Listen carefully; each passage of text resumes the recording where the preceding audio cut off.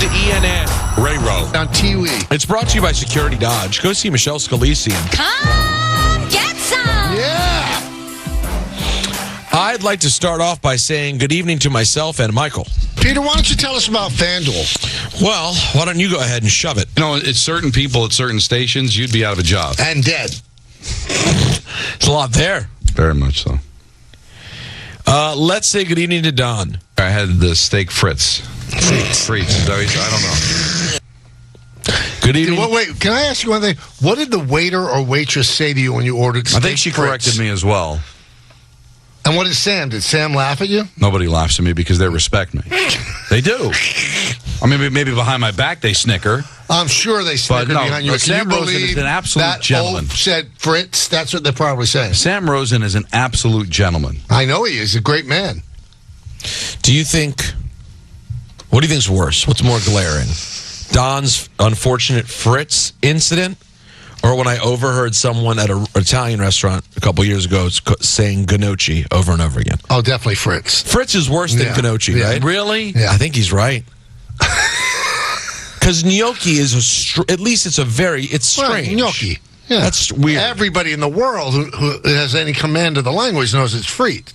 No, I don't think so. You got to run up at the polls. The guys on the other side of the glass. F-R-I-T-T-E-S and have it be Fritz. It doesn't work. You can't say how. It could be frites. No, why can't it be Fritz? How would you spell Fritz? F-R-I-T-Z. All right. That is more Fritz. Yeah, sure. But at least the front end. That's a bad look, Don. Just I don't take think it's the about. You know, I'm going to call it Fritz forever. But I'm not ordering it again because I didn't care for it. But was that your first time having the steak? It has nothing to do with the Fritz. Wait, was that your first time having the Fritz? That I can recall, yes. That was the only steak on the menu, and I was in the mood for steak. And you've never ordered a Fritz prior?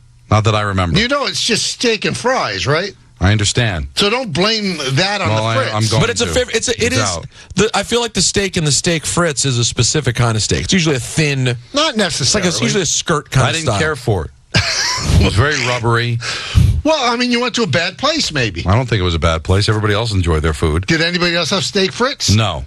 You were the only Fritz guy. They had a tremendous guac dip that I partook in, and there was a nice hummus. I think you're anti guac. I know, but if it's done well, I'm not So like they the guy did to my the left. guacamole well, but they didn't do the Fritz I'm not saying the restaurant is a really nice restaurant. I just didn't care for the steak Fritz. Frites. I'm not going to. I'm going to stick to this. I'm going to get it to the point where they're going to have to change it. That may be a better drop than the initial one. Him saying I just didn't care for the steak Fritz. It might be the better drop. I'm the only person that's ever pronounced it that way. Yes.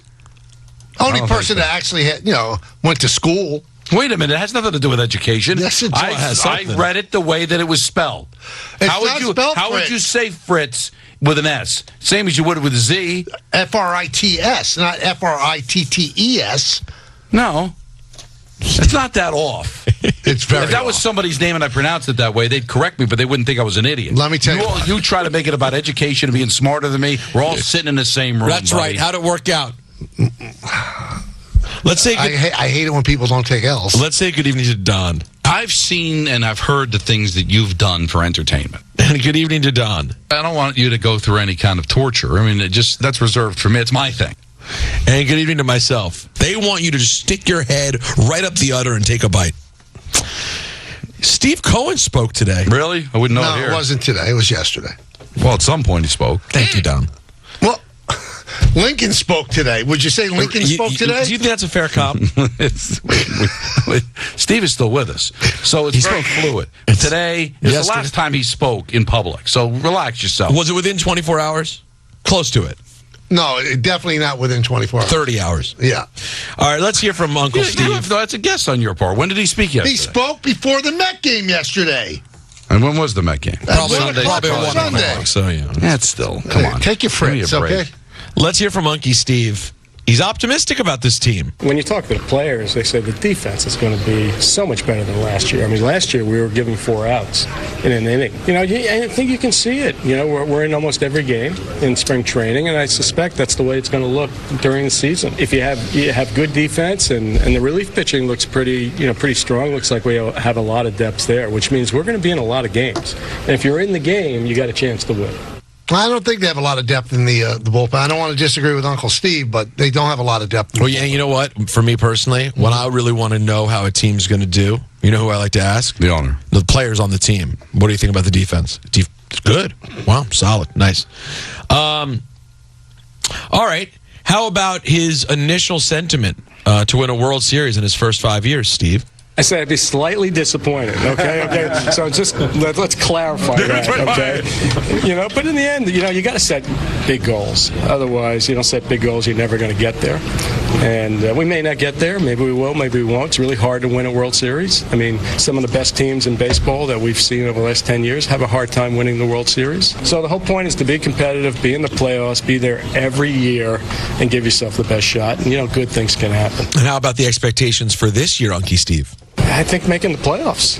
I think that would be. Obviously last year was a real disappointment. We came in with high expectations, and that's when you get there, I wasn't expecting what happened. I think we've built up sort of the floor of what's possible. Listen, there are a couple great teams in the National League, but other than that, I think we're as competitive as any other team.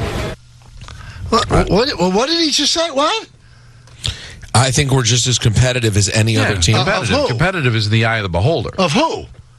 As any team in the National League, he said. No, after what? He said after the top three? Mm-hmm.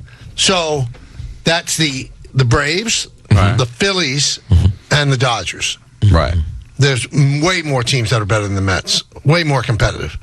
I would think so as well. But the Padres, the Diamondbacks, who, by the way, were National League defending champions. Yeah, sure. They got something to say. I think the Cubs are better than the Mets. But we're going to wait and see. Well, right? I don't have that luxury yet, baby. We're doing a 3.5 hour extravaganza. Well, let me finish. Don't jump me.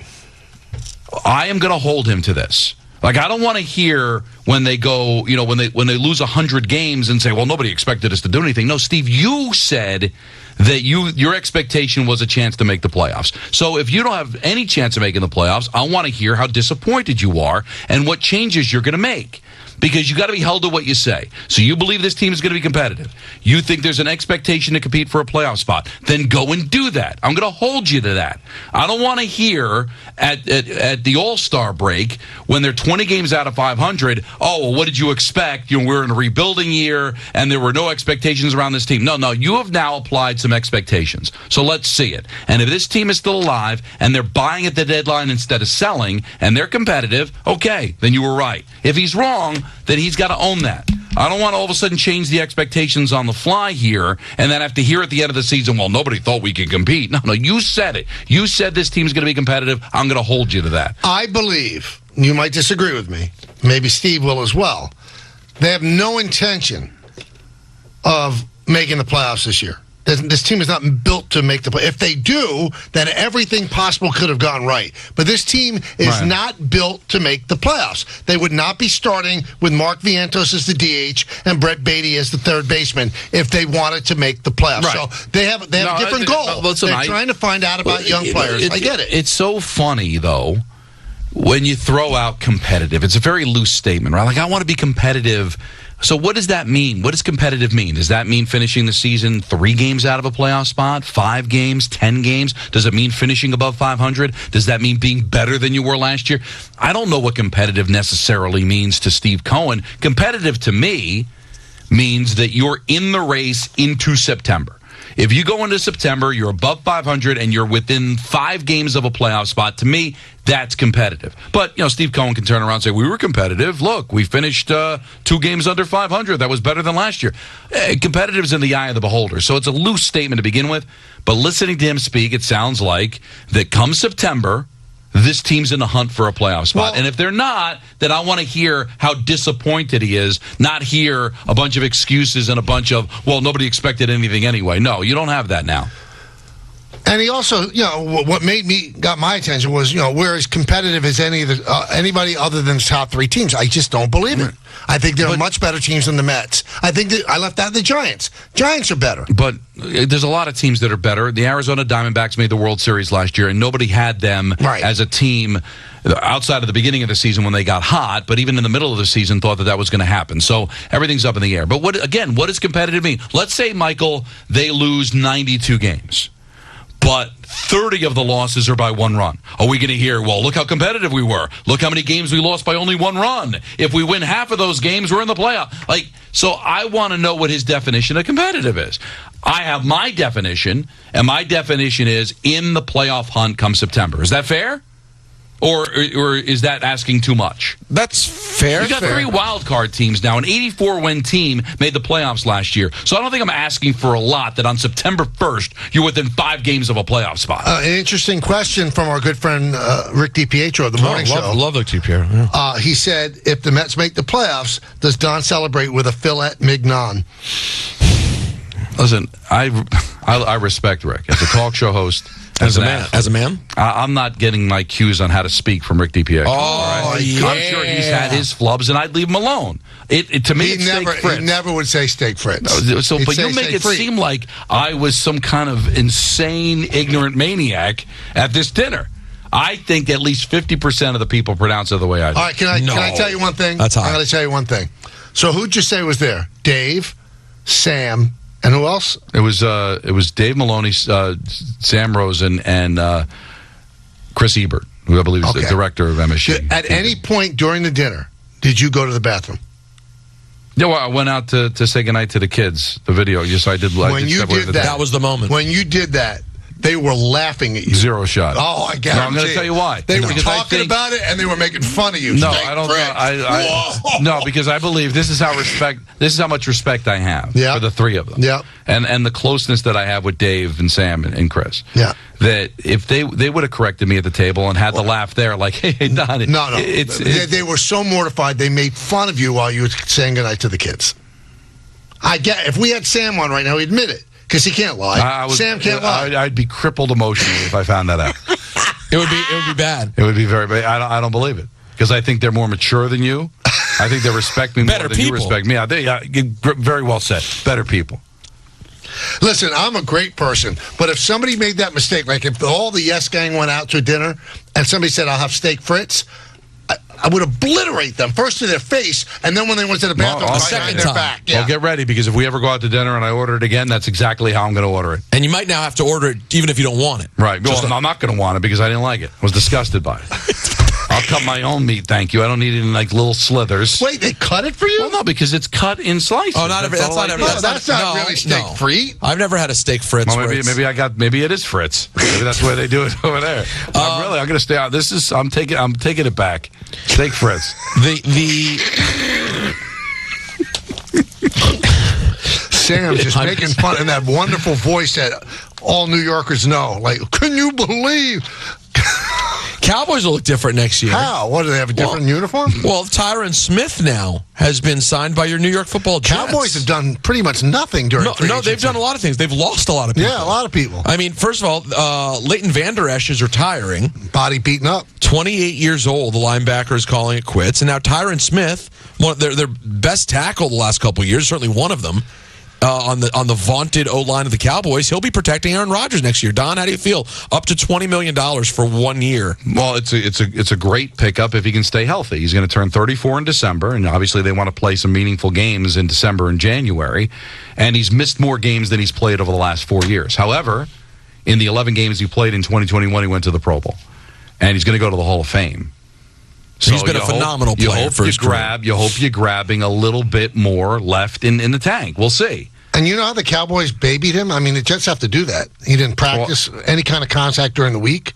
All he did was lift weights. They just kept him away from any kind of contact other than game day.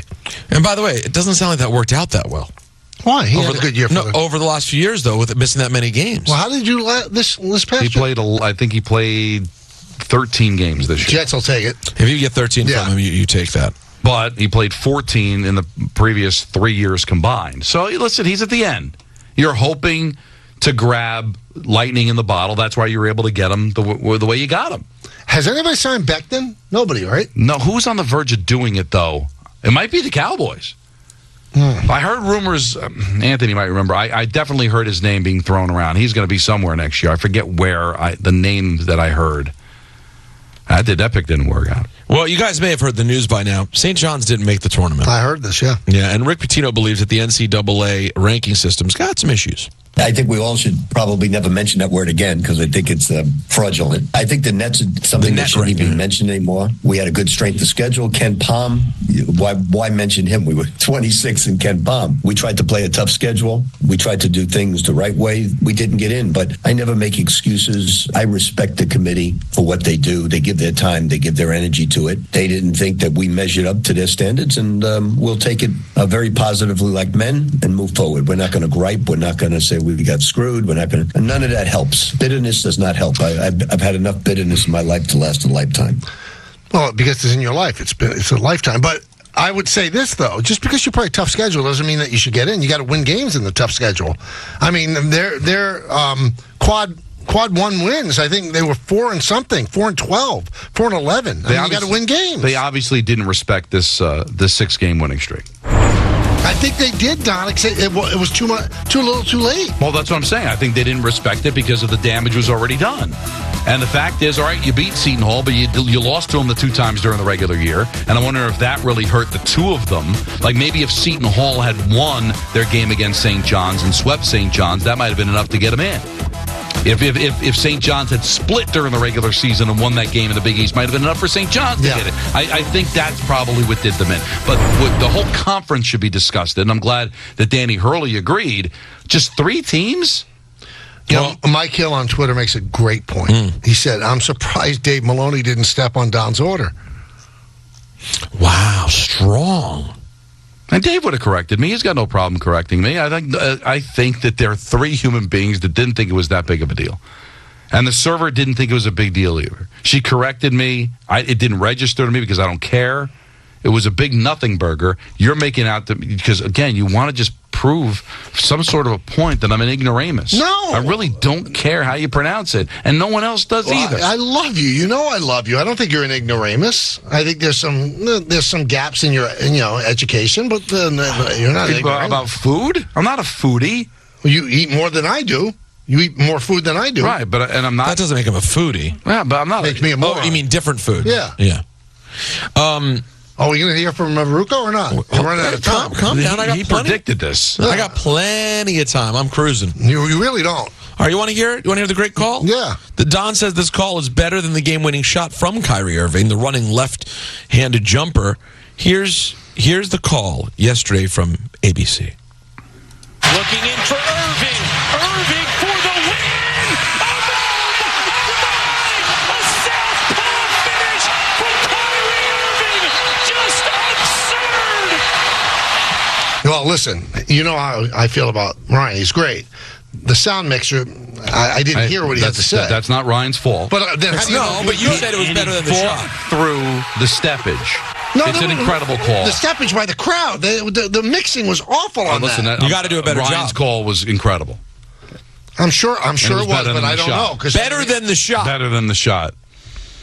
But the shot's difficulty level, for Ryan, who's an astute talker, that was nothing. He could do that in his sleep. Kyrie Irving, if he went out there with no one covering him, it might be hard for him to make that shot again. Understood. And yet, through a bad mix, Ryan Ruocco is... For Irving. Irving for the win. Oh, my!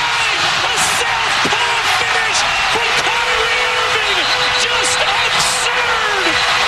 I heard absurd, and I heard, oh, my God. A southpaw finish. Yeah, come From on. Kyrie Irving. Come on, come back to us. No, it was hard to hear. The mix needs a better. They do a better job. It was. I'll go as far as to say way better than the shot. Way better. He's just going to keep digging deeper. Of course, that's him. Until I'm proven otherwise. Let's hear talking about the mix. Let's hear from Kyrie Irving on playing during Ramadan.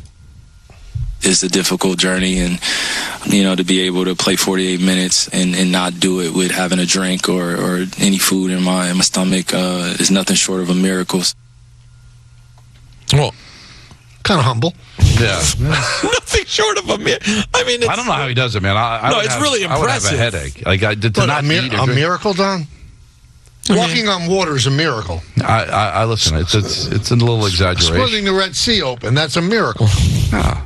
Making it through one game. Because you generally pronouncing speaking, on I mean, it's pretty damn impressive. it's 48 minutes. It's very impressive. Miracle? But short. But of a miracle. during Ramadan, he will play mostly all night games, right? And isn't he able to cram the meal down generally right before the night games? Right. This was a day game. Yeah. So it's a hard one. He can't do it. Miracle, though? Miracle. Well, it's inherently not a miracle because you're in control of it. Now, if he had hit some sort of wall where he thought, the walls were closing in on him, and then he was lifted up.